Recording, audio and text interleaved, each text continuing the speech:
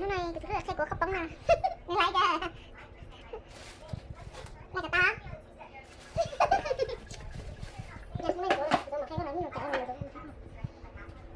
Cho tôi nói khỏi cho chú ấy không hả? Ôi, đẹp xịn phải tìm một cái kia. Ôi, yêu coi tiền tàu thầu mà. Tôi làm chỗ không à? Nuôi cá mua không à? Đẹp kìa.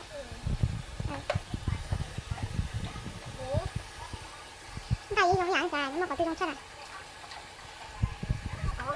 Cái chỉ có ăn chỗ ha.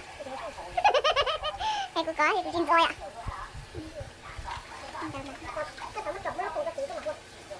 Nếu vậy, cái cây của gì của mà thay cái ô xí mà. Nói chứ. Chị xài, cái này của món má mẹ có bỏ rồi má mẹ ăn.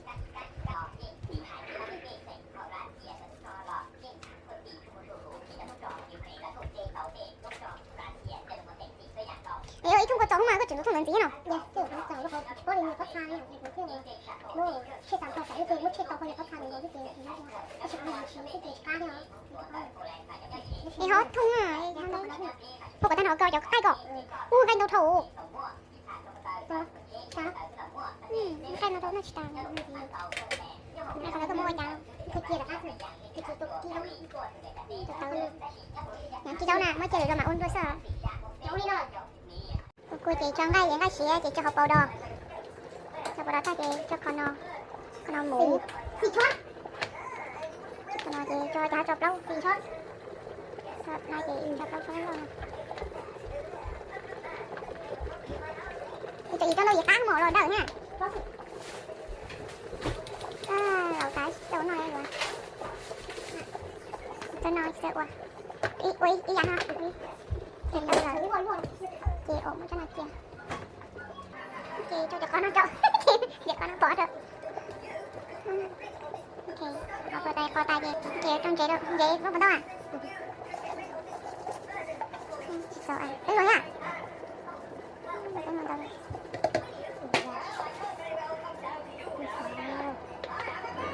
Chế tao là cái gì đó to. Có trông gì nè. Chị muốn học của tao đứa chị cho học của tao đứa rồi nha. Ở chấp. Đây cho tao đứa ạ. Do em học của lớp sữa. Đây mà học của lớp chị cho cái chị này cho.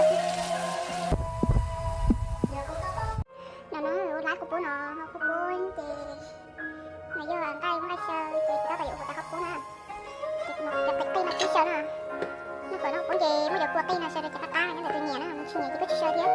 Nhẹ có sơ thế là chị. Nhưng khó khăn như cắn tao xí ạ. Chị lấy cô. Thì cô ta không bố sợ.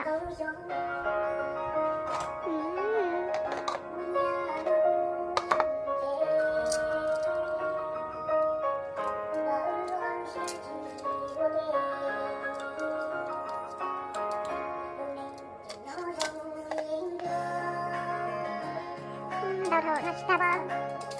Đầu tiên nó chỉ ta khi ạ. Chỉ ok nè.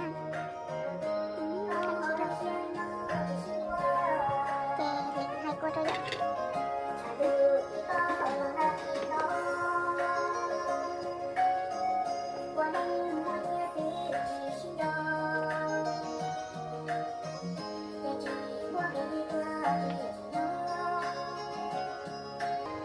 Tao đi nào là cái trâu cho nó trâu.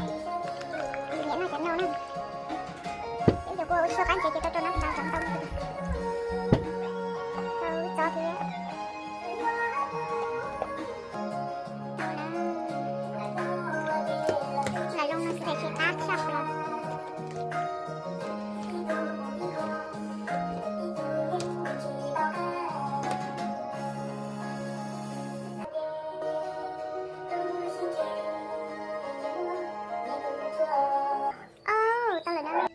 hello, kìa mẹ có bố nè.